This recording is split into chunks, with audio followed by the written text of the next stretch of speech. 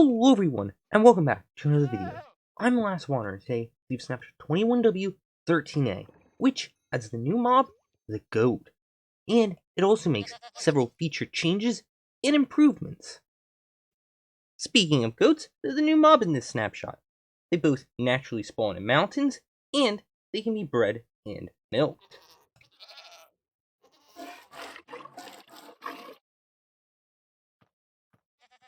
Now, goats aren't exactly a finished feature. For one thing, they don't tend to avoid powder snow like they're supposed to.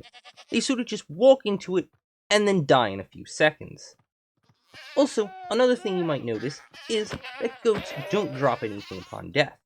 In Bedrock Edition, they'll drop mutton. Another thing they don't do is they don't charge, and they don't drop their horns. The horn item also doesn't even exist in Java. One thing they will occasionally do, though, is jump very high. They can jump up to around 10 blocks high. I'll see if I can get one of these to jump. And there one jumped in the background. And then there's another one. Other mobs that will now spawn are Axolotls and glow squid. Both Axolotls and glow squid will spawn whether there's blocks above water sources. Axolotls also have a cooldown on their killing of passive mobs. Once they kill a passive mob, they won't be able to kill another one for 2 minutes. Axolotls will now also always be hostile to hostile ocean mobs. They'll always attack mobs like Guardians, Elder Guardians, and Drowned. And once they kill a mob, or you kill a mob that they were attacking, they'll give you the regeneration effect and remove any mining fatigue you have. Oh, and you also now always get the same Axolotl each time you empty a bucket. Let's now circle back to powder snow. For one thing, skeletons now convert faster into strays in powder snow. Also, it takes less time for all mobs to start taking damage in powder snow, and the damage interval has been decreased for powder snow. But mobs like polar bears, snow golems, and strays no longer take any damage in powder snow. But on the other side, mobs like blazes, magma cubes, and striders will take damage faster in powder snow.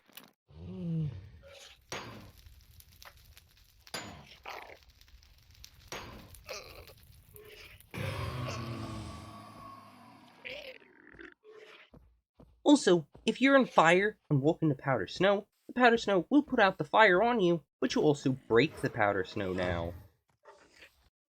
This snapshot also introduces a new creative-only block called Light. You can left-click it to change the amount of light it emits. You can also waterlog it, but the moment you put a block in it, it's deleted. Light is a lot like barrier blocks as well, whereas you can only see it if you're holding light. If you move it away, they'll slowly disappear over time. Caves have also had some pretty major changes, besides of course the new underwater mobs that spawn in them. For one thing, mega caves are back. You can now once again find these enormous tall caverns that stretch on for hundreds of blocks in each direction. But one thing you will notice is that the pillars that spawn in mega caves are thicker than before. You'll still of course find the one wide thick ones occasionally, but they're a lot less common.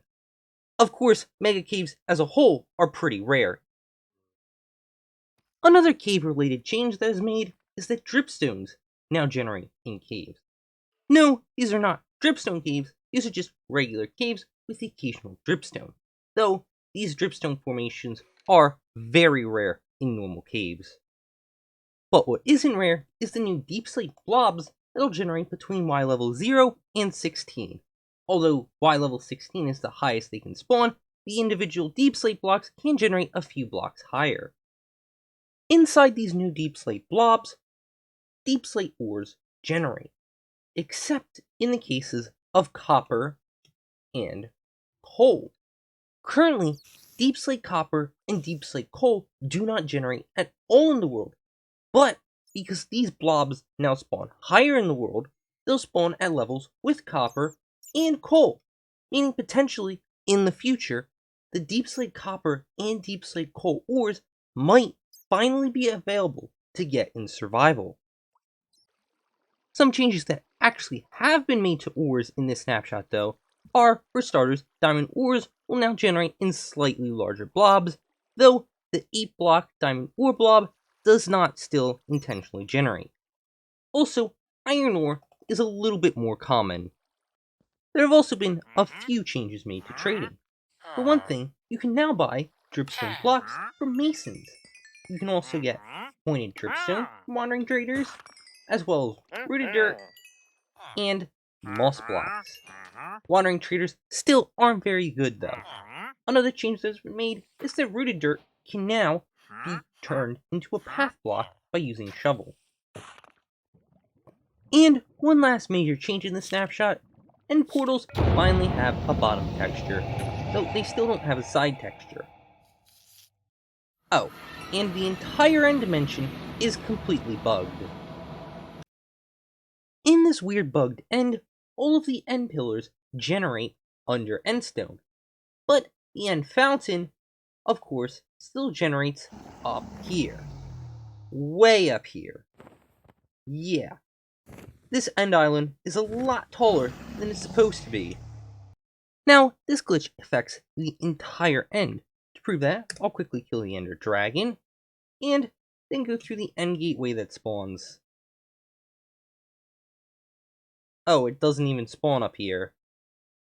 After a few minutes of searching, I finally found it. Now let's check out the outer end.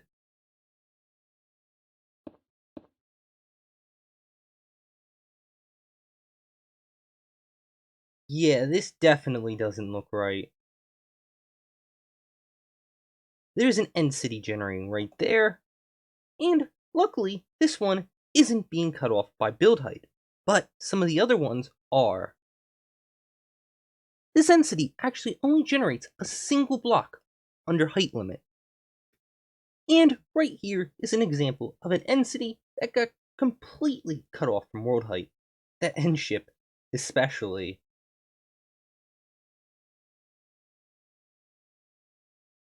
With this mega end glitch, I'm going to be ending the video. So, thank you all so much for watching. As always, if you have any questions, comments, or concerns, please feel free to leave them in the comments section below. If you like this video, make sure to check out some of my previous videos. And, of course, make sure to come back next time for my next video. Once again, thank you all so much for watching, and goodbye.